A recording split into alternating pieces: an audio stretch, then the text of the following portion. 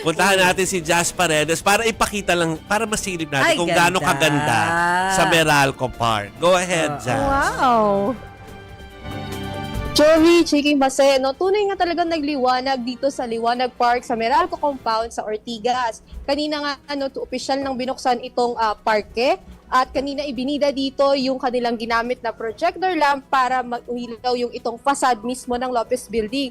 Ito daw yung unang beses na ginamit itong projector lamps para pailawan yung gusali dahil nung mga nakaraang taon daw, LED lights lamang yung ginagamit nila. And for this year daw, itong projector lamps, gumamit pa sila ng 3D mapping para lang maayos at mas meticulous yung pagkakalagay ng mga ilaw doon sa kanilang projection. At syempre bukod doon sa mga pailaw, no, meron din tayo mga decorations dito na talaga namang very sustainable lahat yung ginamit nila materials. Kagaya na lamang nung meron tayong mga nakita dito ng mga belen, meron mga simbahan, bahay na gawa sa mga used copper wires. At meron din naman tayo ditong tunnel of lights na yung kanilang mga ilaw ay ginamit nila yung mga use na, what do you call this, itong lagayan ng mga kuryente, no?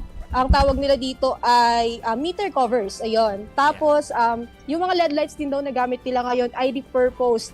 Kasi nga, yun nga daw ang kanilang motto talaga is to be sustainable. And kanina naman, meron din tayo mga inilawan na mga Christmas tree and meron din dito yung giant parol na 60 feet yung parol dito. Tapos kanina meron din tayo doong tiangge and food stalls kung saan pwedeng kumain, pwedeng magtumambay. And meron din mga non-food items doon na pwedeng puntahan para hindi lamang yung mga ilaw yung pwedeng makita at mapuntahan dito. No? At Okay. syempre meron din tayo kanina doon na Tranvia, no? Yes. Parang back to the past yung style Yung dito. style niya. Okay, Jazz, pasensya na, magkukulang tayo sa oras. Pero alam ko na meron ka sasabihin na schedule para alam ng mga kababayan natin kung paano at kailan sila pwedeng pumasyal dyan.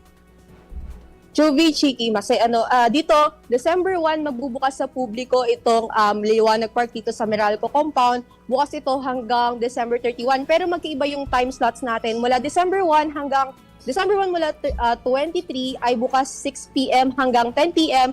Habang pagdating naman ng 24 hanggang 31 ay bukas naman ito hanggang 12 a.m.